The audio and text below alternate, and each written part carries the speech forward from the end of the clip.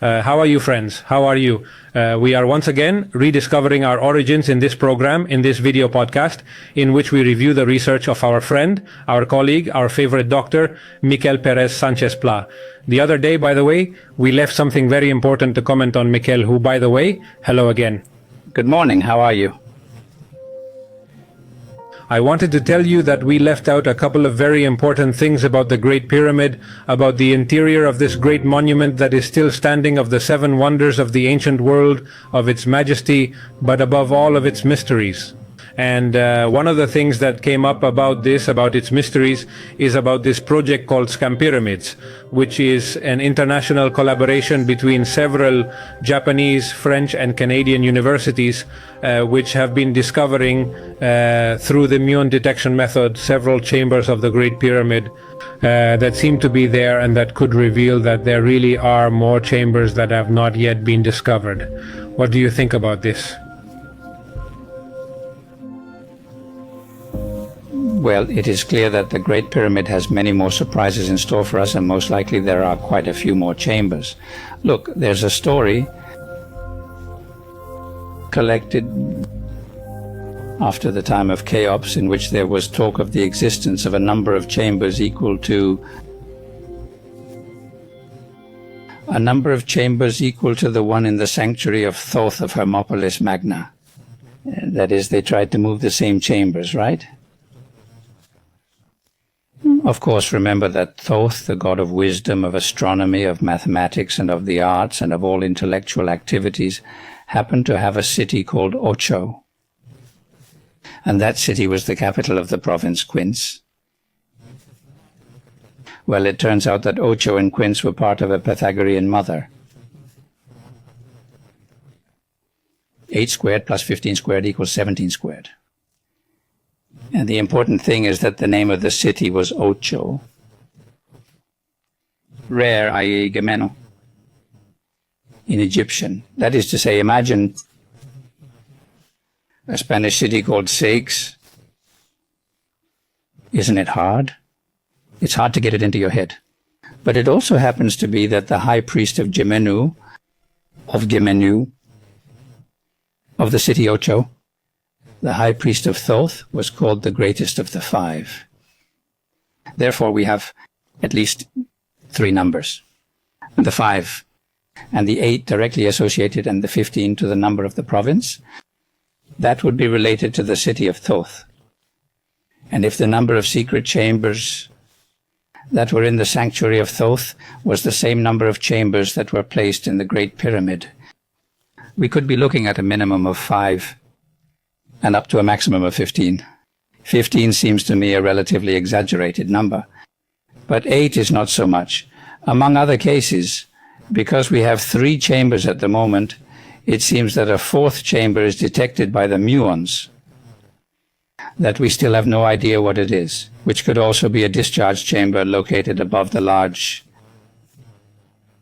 gallery, in the same way that there are discharge chambers above the king's chamber. On this other one, which seems to be above the entrance of the north cove, whose function has not yet been defined, because we do not have detailed plans either, since it has only been seen and has been introduced. A camera has been introduced to see its interior. Therefore, here we would be in 3 chambers plus 2 hypothetical ones. And the one I really miss is the Pharaoh's chamber, the sepulchral chamber of the Pharaoh, which I think is still unexplored. We hope it's not looted inside the Great Pyramid. If that is so, and if what we have come to find in a pharaoh of 18, 19 years old, Tutankhamun was when he died, is a treasure like the one we found, imagine what we can find in the tomb chamber in the sepulchral chamber of Cheops, who was the most powerful pharaoh of his time, because nobody could have built what he built without having a very powerful state behind him and great wealth.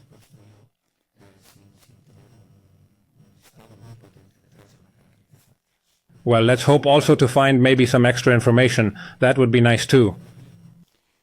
Yes, let's see. In the book I published, there is a hypothesis of the situation of the chamber, and this hypothesis is based on the geometry of the monument and on mathematics, therefore on objective data. But of course, it can only be a working hypothesis as long as it is not found. Well, let's continue inside the Great Pyramid, because I would like you to tell me about the Great Gallery, about the monumentality of the Great Gallery, that monumentality, spectacular monumentality that it has, and that also demonstrates a great knowledge of the pyramid, a mathematical knowledge in it. The Great Gallery is between 46 and 48 meters long, 4 real cubits wide, which is about 2 meters approximately, and between 7.7 and 8.7 meters high, depending on whether you take it perpendicular or vertical to the pavement, I mean. It is a gallery that is solved in false vault, in such a way that from a certain height, the ashlars are flying to close it, in such a way that it ends up having a triangular shape.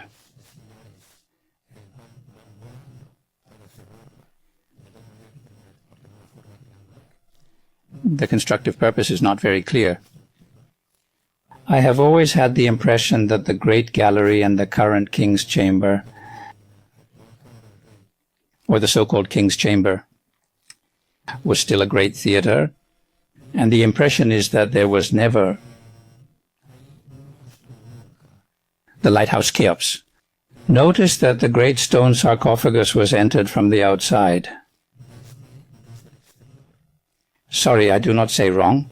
It was not entered once it was built, but not because it could not pass through the corridors, but it was foreseen during the same construction.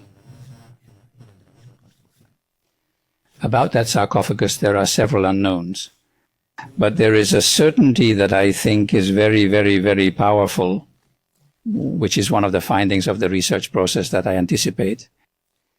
It turns out that the volume of the sarcophagus multiplied by 892,000 gives us the total volume of the pyramid. In other words, it is a piece that is anything but a secondary element. But it is another thing if the pharaoh was there, and I have more than serious doubts about that. I insist, probably it must have been a kind of theatre, both he and the Great Gallery, for the archaeologists. In addition, the Great Gallery, from a point of view only of passage, that is to say of human scale, is tremendously uncomfortable. In fact, now, thanks to the stairs that have been put in place and the handholds that are there to be able to stand up, and it is relatively manageable or circulable, but it does not really give the feeling that it is designed for a normal, free passage of people. I would tell you that it is even more uncomfortable to access through the entrance channels, let's say, because you have to pass absolutely crouched down.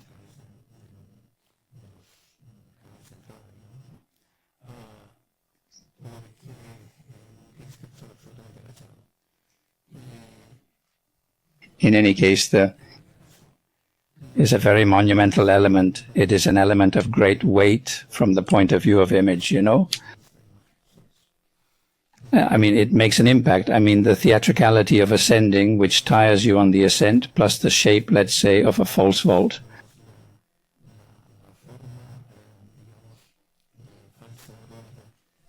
I had a very powerful feeling the first time I went into it, and then when you come out of the King's Chamber and you look at it from above and you see all the people that are ascending and that are ascending exhausted because they are clearly very tired after the effort of going through the descending channel.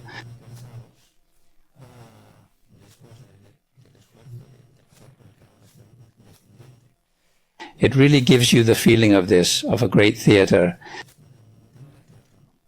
But it is a personal feeling that is absolutely subjective. Tell me about the King's Chamber and the Queen's Chamber, because in terms of their measurements, volume, it seems that they could refer to the entire monument, and that is where we begin to find things.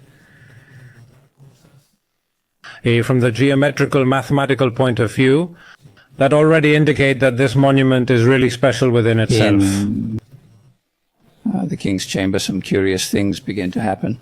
The presence of the Isaac triangle, that is, A triangle can be formed 15, 20, 25 royal cubits based on its dimensions, which is the triangle 3, 4, 5, that is 3 squared plus 4 squared equals 5 squared. And well, this is one of the first mathematical data that one encounters when analyzing the king's chamber. But there are also other data that are still, because this, after all, is to be expected, isn't it? But it's to be expected apart from the mathematical level that you find in the Great Pyramid. But on the other hand, there are others that are surprising because you find the use of the meter. For example, on the plinth, it is 43 meters high, but that is 43 nailed. In the largest diagonal of one of the faces of the monument is 12 meters long. I am referring to one of the faces of the king's chamber. The king's chamber, but the volume of the king's chamber is exactly 321 cubic meters. 3 coincidences are too many coincidences, don't you think? Yes, it is. Too much coincidence and too much perfection in terms of the measurements themselves, and above all, I was quite dumbfounded the other day by the reference to meters, which is something incredible. To close the subject of the Great Pyramid, I would also like you to talk about the stellar canals, the ones that start from the King's Chamber and the Queen's Chamber, respectively. What are they for? Do they serve? What is their functionality? To finish with the chambers, let me add a topic about the Queen's Chamber. Does it work? Look, in principle, in the Queen's Chamber, there is the second Pythagorean triangle. That is to say, in the first one, it already contains a Pythagorean triangle. As at then, the Pythagorean triangle is 3, 4, 5, which here is expressed as 15, 20, 25, which is the same as multiplying 3, 4, 5 of the sides by 5. But it is also in the Queen's Chamber with the exact measurements. 5, 12, 13. 5 squared plus 12 squared equals 13 squared, which is the same as saying 25 plus 144 equals 169. 169 is an especially important number because we will talk about in another podcast about geometry. And geometry, which is that code that makes numbers speak, as expressed in the Greek language and in the Hebrew language. Well, in the Hebrew language, the number 169 is the number that defines the name of the mother civilization of the ancient Gilto. And it is striking because the fact that it is in the Queen's Chamber is not unique. That is to say, the fact that this number is there is not unique. Because in the Queen's Chamber there are 2 diagonals, one of which measures 8.92 meters and the other measures 9.10 meters, and it turns out that the number 892 and the number 91 in Greek geometry are 2 of the same number. In Greek geometry are 2 of the 2 main numbers in the name of the mother civilization of ancient Egypt. That is to say, we find it 3 times inside the Queen's Chamber. And that's not that it may seem too much of a coincidence. So they are telling me in 2 different languages and 3 times the name of this mother civilization. Well, we are a little bit ahead of the podcast that will be already talking about geometry, which is a very important podcast because we can say that there is almost a before and an after to that. Yes. But first, we have to explain what we have to explain to create a proper context so that our listeners or whoever is watching it via screen or who has a visual reference has an exact idea of what we are talking about. Because obviously we can't land on geometry without first talking about what we're talking about, which is very important to add that context. But let me anticipate. I anticipate and make you curious to say, hey, what is this? What do these gentlemen tell us that numbers talk? Well, yes, they talk and they start talking inside the Queen's Chamber. That's where they start whispering things, and also we'll see that that's the most amazing thing, that it expands throughout the whole monument. But let's not get ahead of ourselves. And from the whole Giza and all of Giza, well, we will listen to the whole speech later on, but now I had pending the 2 stellar channels, which also gives me a tremendous curiosity. When I read it in your book, the truth is that I could not get out of my astonishment because also makes reference to the astronomical capabilities that this civilization had. No doubt. Look, the stellar canals were initially thought to be ventilation canals. But it turns out that later on there were different Egyptologists who have been determining that they presented alignments with the stars. But what is really curious is that, as we now know the exact date on which the Great Pyramid was inaugurated, which we will see throughout this series, what's really curious, I say, is that all these alignments occur in the future of the Great Pyramid. And of course, the question is, what sense do alignments make in the future of the Great Pyramid? And that's what I was going to ask you. So I'm going to leave the listeners a little bit with that, even more. Begin to reflect on what possibility there is that they are telling us through these alignments with the future. That is to say, the question I would ask the audience is, listen to me. What sense does it make for these gentlemen to be talking to us? From the past to their future, through alignments of the stellar channels? And we're going to look at that in this podcast series. But I'm going to preview something, I'm going to anticipate something, so that you can better understand what the meaning was. Let's see. The stellar canals were perfectly embedded in the stone fabric of the monument. So there was no improvisation at all. That is, they were blocks that were perfectly carved and adjusted at the time of construction. Moreover, of about 20 centimeters by 20 centimeters of section, it is a huge job.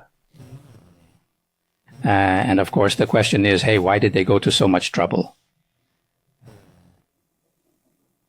Well, the answer is because the messages they are conveying are very important and are associated with time. And the proof is this. It turns out that the stellar channels present two alignments with a planet to determine the initial and final date of the works of the Great Pyramid.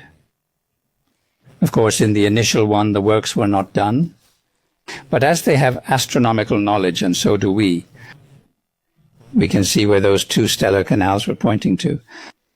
And they point to a planet which we will see which one it is, because it is a planet that is very difficult to hunt with a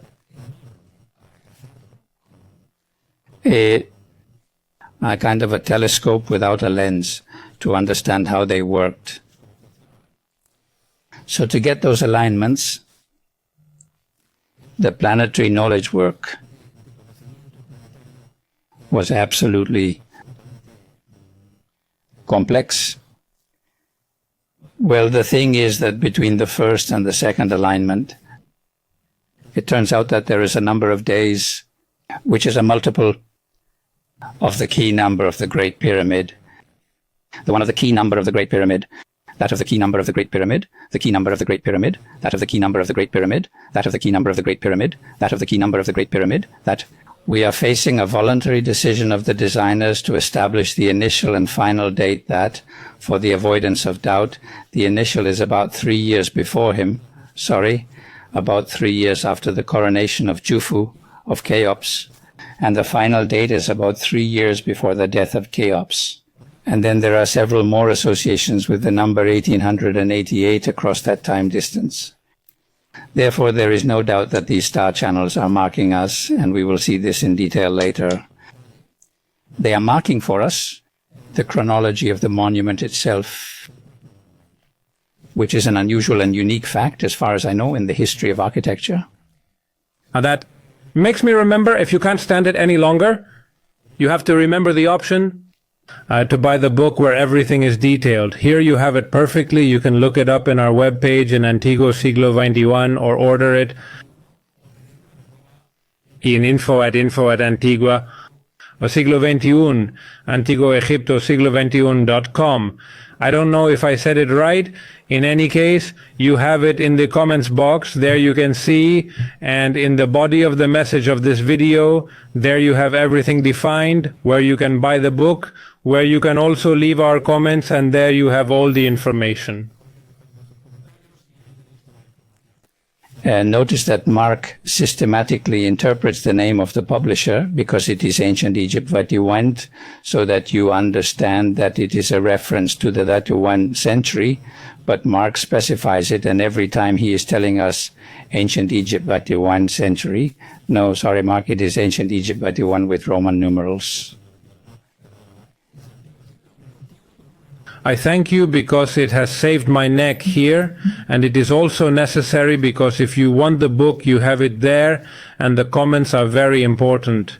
In fact, we have already had many comments from you that we thank you the truth. We are very happy with everything you are telling us.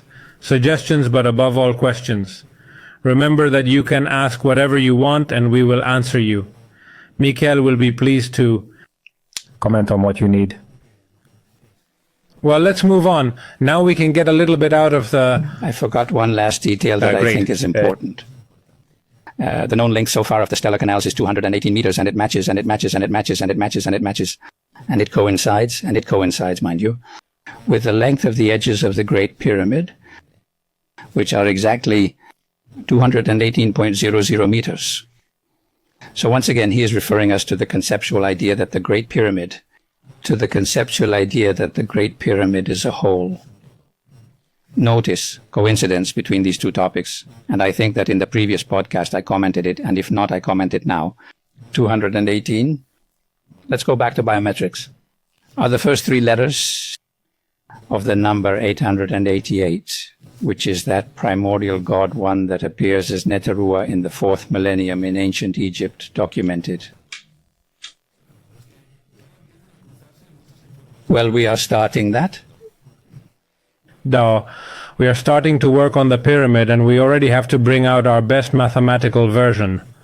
I am afraid of this because it always costs me more luck that I have you, Miquel, to reinterpret it for me, because the areas of the brain that always light up with the use of advanced mathematics, the intraparietal region, the inferior temporal lobe, and the frontal cortex, in my case do not light up so much.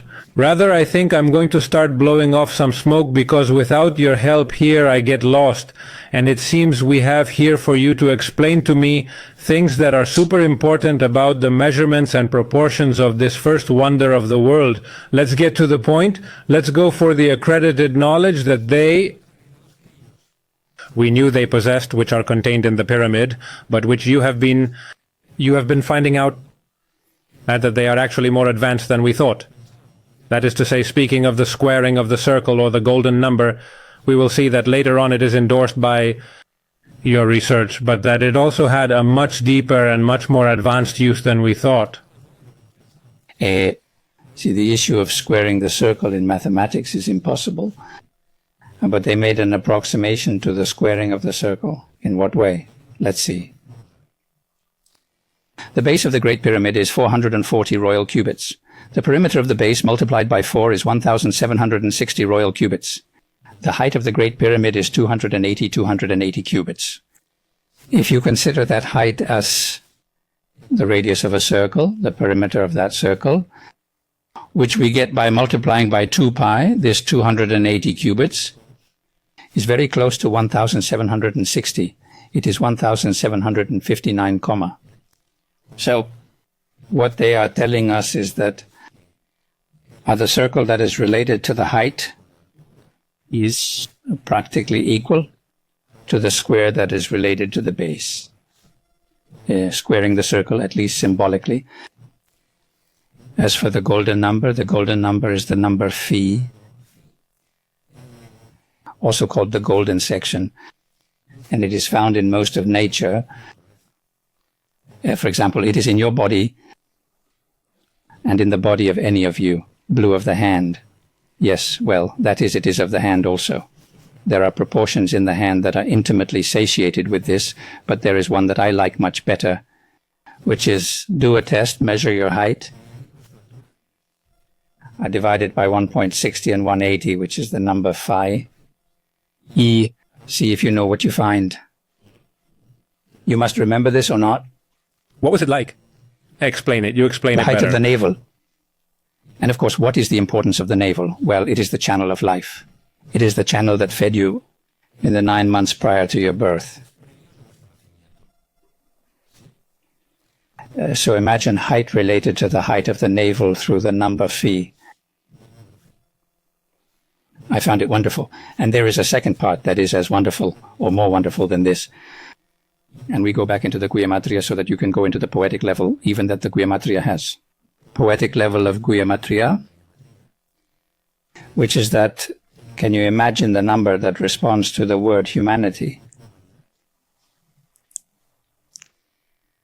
1618, which is nothing more than 1000 times 161.8, which is the number phi. Therefore, from the very content of the Greek language,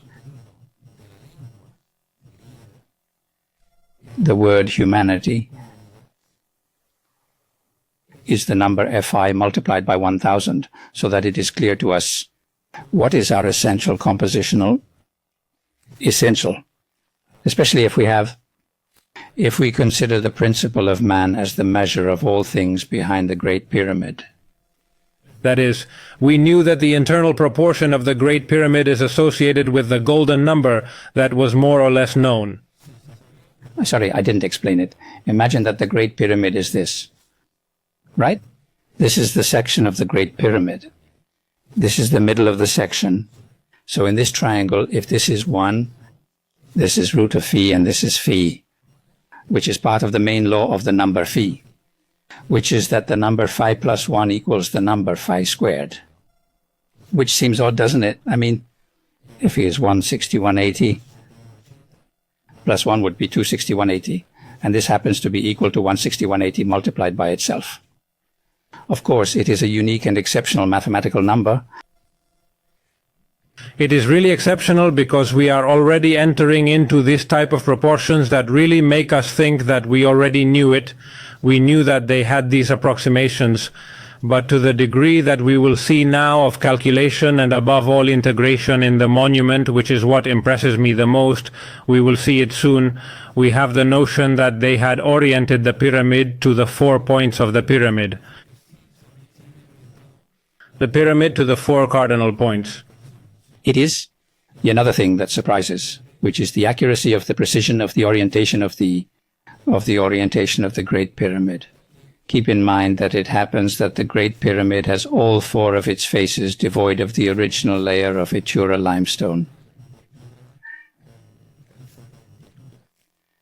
Therefore, the measurements taken now cannot be as perfect as they were at the beginning. Can't they? With a newly built pyramid. Even so, the deviations are on the order of 2 to 5 minutes of arc. Most researchers have been very surprised at such a level of accuracy with respect to north.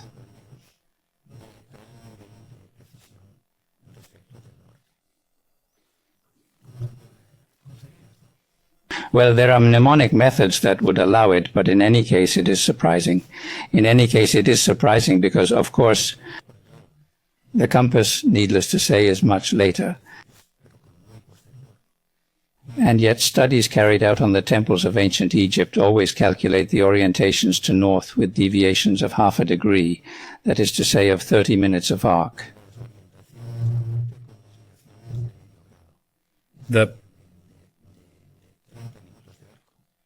And here we are talking about deviations of between 2 and 5 minutes of arc. In other words, to situate yourselves, remember that the circumference is divided into 360 degrees. Each degree of the circumference is divided into 60 minutes. Each minute is divided into 60 seconds.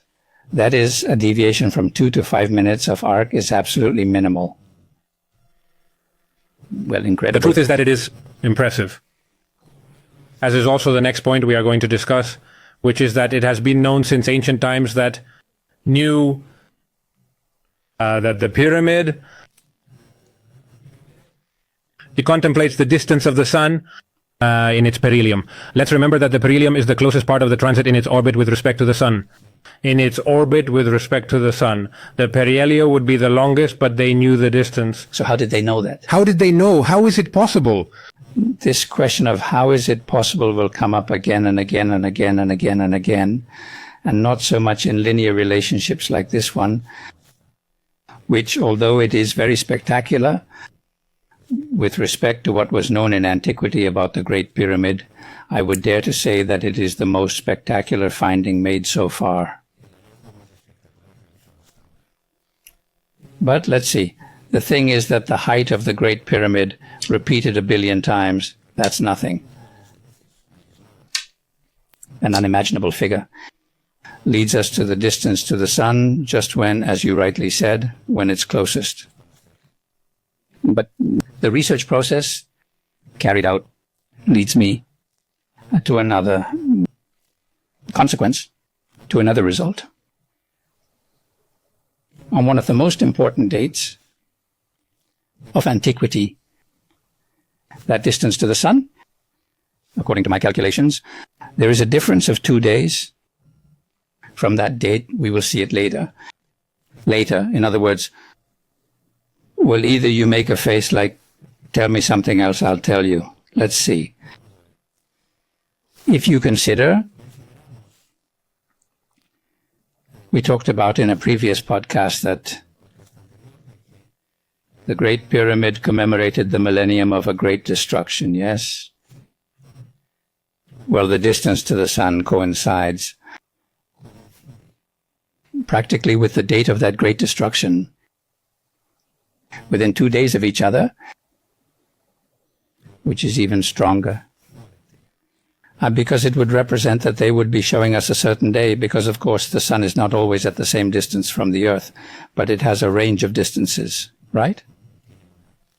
A range of distances, right? Well, it seems that this day does not coincide exactly with that distance by 2 days of difference. And that is really even more exceptional, because it represents a level of astronomical knowledge that we never dreamed of in ancient Egypt. And we will see, because there are many, many more. And we have a list. We are not going to go into it so much because in the end it eats up the time of the program. We have, for example, other possible more surprising knowledge that they could have is that the ancient meter, that is, we have already been more or less dealing with it.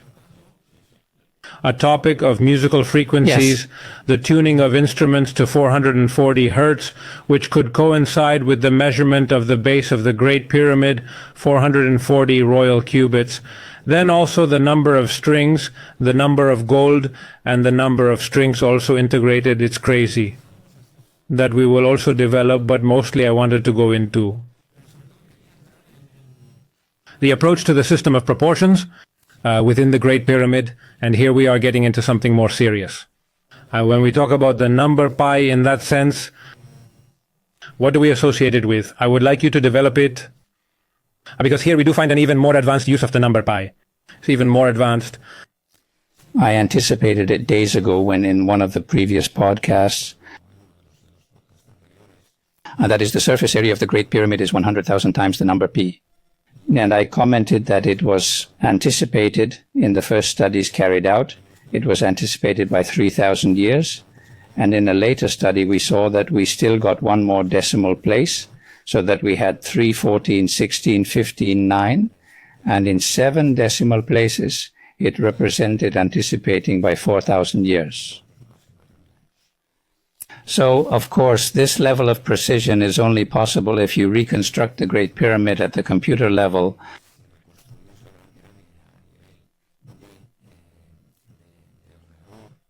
And you work with a very, very, let's say, fine-tuned number of decimal places.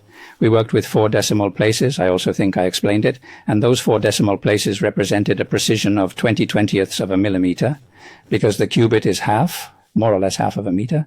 It is 52.36 centimeters.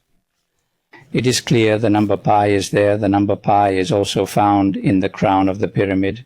At the moment when we cut the pyramid to put the crown sphere, the perimeter of that platform is also pi.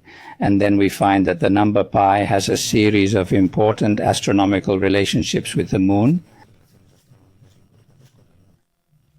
so that there are direct correlations with the moon. We are going to see. And here it is important to remember also the presence of numbers understood as abstract entities. in such a way that we can find those 440 real cubits that you were talking about, the base of the Great Pyramid, that refer us to the 440 hertz of the tuning of musical instruments, even the inclination of the pyramid, which is 51.84 degrees, the law, because it is the square of 432 seconds of arc. Now, 432 was a very famous number in ancient times, was the double of 216, which for the Orphics is 6 times 6 times 6, and for the Orphics was the number of reincarnation. So the presence of 432 in the pyramid referred us to that symbolic knowledge, mathematical on the one hand, but also astronomical. Because it turns out that the double of that measure that would correspond to the 4 edges would be 864 squared and 864 squared. And 864,000 is the number of seconds in a day. Therefore, 432,000, that is 43,200, is the number of seconds of noon, and the Egyptians divided the day into 12 hours of light and 12 hours of darkness, which we know only occurs at the equinoxes, but conceptually it works like that. So, of course, we have numbers that are clearly symbolic in this case. Well, the 432, if instead of being in this case the square of the square seconds of arc, those 432 were hertz. It is the frequency of tuning of musical instruments in ancient times. And currently there is a debate at musical level if they have to be tuned to 432 or 442 numbers are essential in determining the original form of the great. Well, they weren't wrong about that either.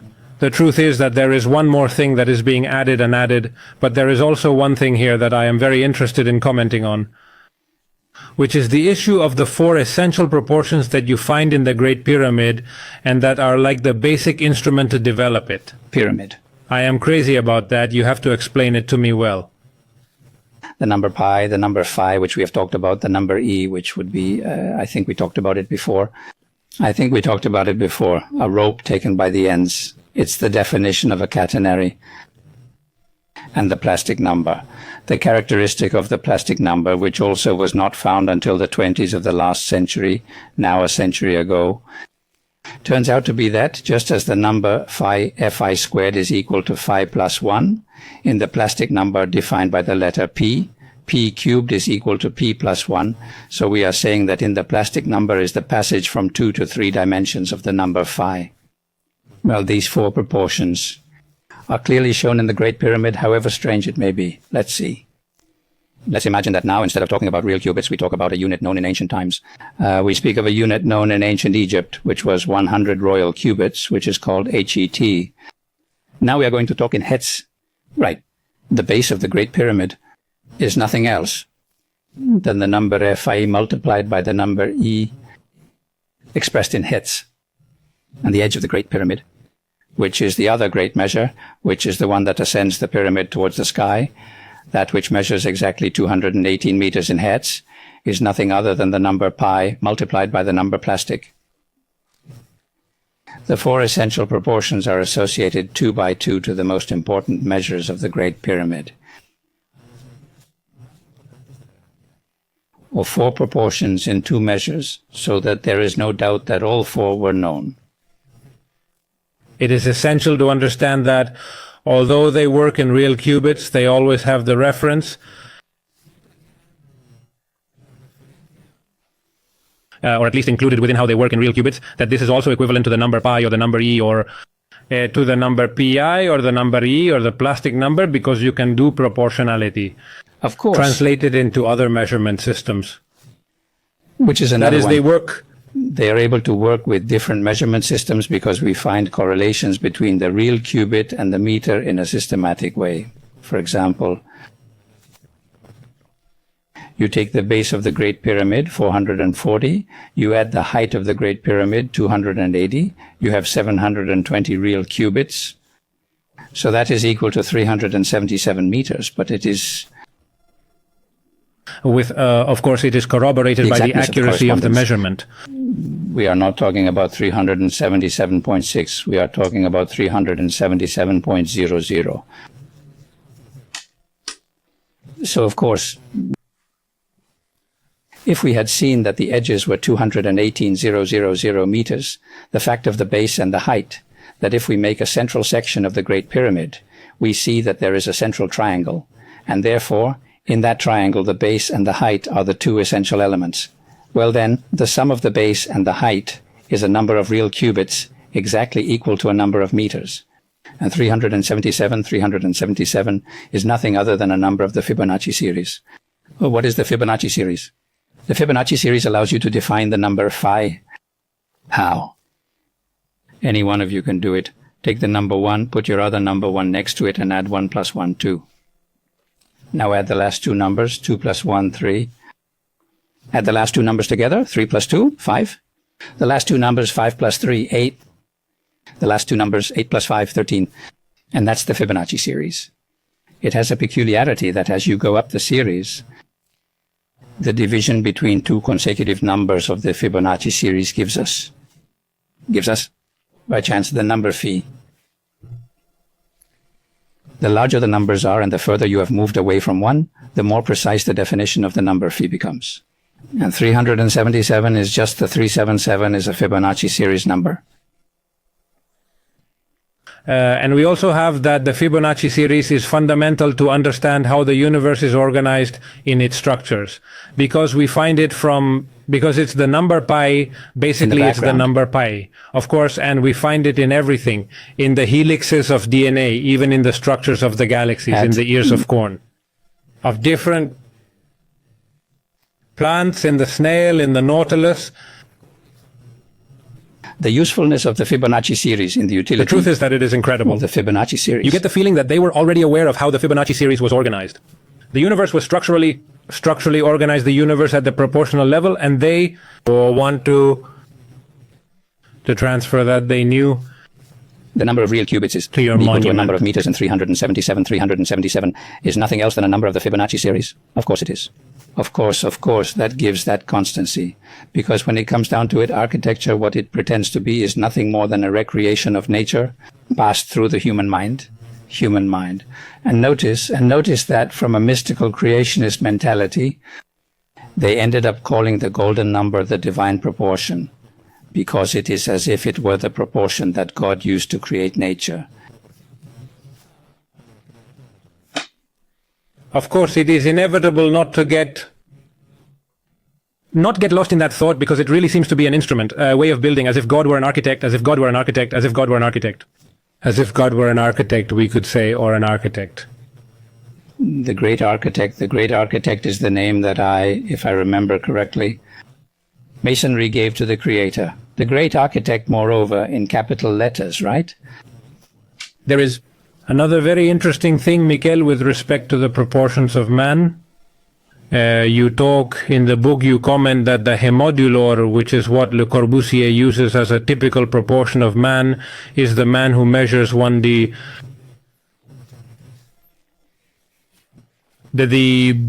measurement of man in the great. Yes.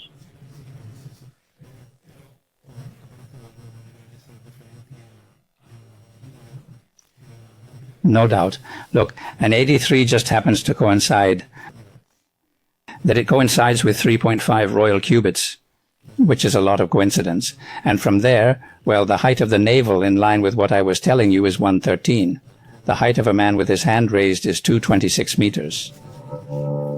But 113 corresponds to 2.16 real cubits.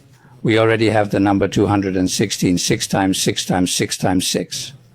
And the 226, which is the man with his hand raised, corresponds to 4.32 royal cubits, which is the 100th part, the 432 we just spoke of. The 432 is a very curious number, because it is also the sum of 3 to the cube, plus 4 to the cube, plus 5 to the cube, plus 6 to the e cubed. That is to say that the number is a curious number from all points of view. Well, having said that, the point is, let's see. Why is the modular so important? because it refers architecture to the proportions of man, and this is implicitly what we also find in the Great Pyramid. I remind you that the unit of measurement of the Great Pyramid is contained in the plinth as a real cubit. Therefore, architecture associated with nature, architecture associated with man, architecture associated with the laws of geometry, architecture associated with mathematics, architecture associated with with geodesy and astronomy. And that is what we find in the Great Pyramid. So pyramid. Are the key elements to rebuild the Great The Pyramid? angle of inclination was the first one, 432 square seconds of arc, which is 51 about 84 meters. It coincides exactly with the blocks found on the north face. The height of the vertex, 277.7.777777 periodic. That's nothing more than 1 million divided by 3,600. And notice that the million is nothing other than the number of infinity. For the Egyptians even, they called it the genius of the hege, the genius of the million. While the 3,600 is the division of the now and the degree in seconds of arc, the 3,600 is the division of the now and the degree in seconds of arc. In seconds of arc, or in seconds, with which we are passing from the infinite, the infinitely large, to the infinitely small. When this mixture between the infinitely large, which would be astronomy to understand us, to the infinitely small, which is quantum physics, is somehow reflected in the proportion that determines the height of the vertex. That determines the height of the vertex of the pyramid. The other element is the crowning element, that is to say the sphere, whose diameter had the number we have already mentioned. To give you an idea, it is 1 meter 42 meters high. That is to say, more or less the height of a man's chest approximately. And then the perimeter of the platform is also very interesting because it is Pico de los Reales, the crowning platform on which the sphere sits. But that in turn was 0.00008888 stadia, with which they crowned the pyramid with the number of the Nezerua of the primeval God One. Now, the Nezerua, we developed it before, but it is the original God from which emanates all the Egyptian cosmology that is deriving in other gods. But it is still surprising that they also say that this is our creed. It is there at the level of the measures of the monument that we want to dedicate to a series of things that is incredible, because really everything It is contained in there. It is as if they were saying that the sphere, which is the symbol of the cosmos, because the bodies of the stars and planets have a spherical shape, is supported by the number of God. Tremendous, really. It's pure symbolism, so to speak. Totally. To end this podcast, I wanted to refer you precisely to this coronation in the form of a sphere that corroborates the proportional measures of mathematics, of the geometry of the Great Pyramid, of everything we have been talking about. In addition, is that it is not a common coronation element. What does that crowning element symbolize that you don't see in any of the other pyramids that they built in their day? And also it was very easy. It was very difficult to see from the foot of the pyramid because it was 103 parts of its height. That is a relatively small element. But I think it had a very important symbolic content because putting a sphere on top of a pyramid clearly represents the sense of instability. And I would almost dare to speak about the instability of civilization because we know that all civilizations, unfortunately, are created and unfortunately are destroyed. Therefore, that process of construction-destruction would be clearly defined at the moment in which, surely in the first intermediate period in which there were important social problems after the ancient empire, the barbarian on duty would climb up with a parpaline, would make the lever, and would roll the sphere of civilization down the mountain. Well, that is the myth of Sisyphus. That is, Sisyphus was condemned by the god of death, Hades, because he managed to stop, that is to say, he managed not to let anyone die.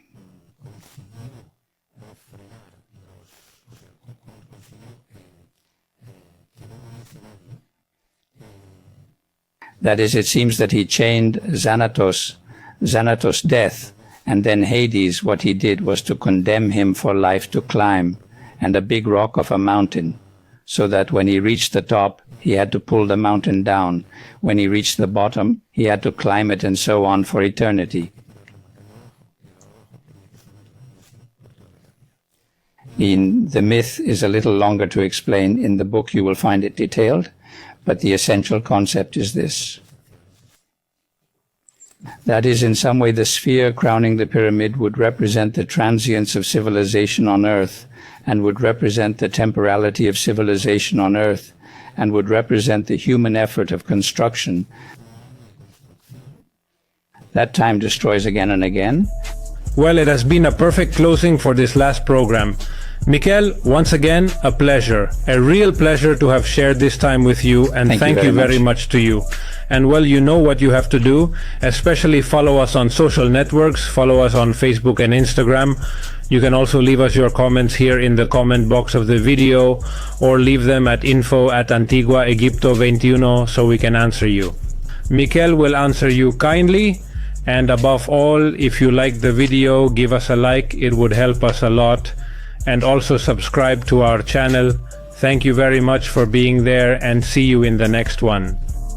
See you next time.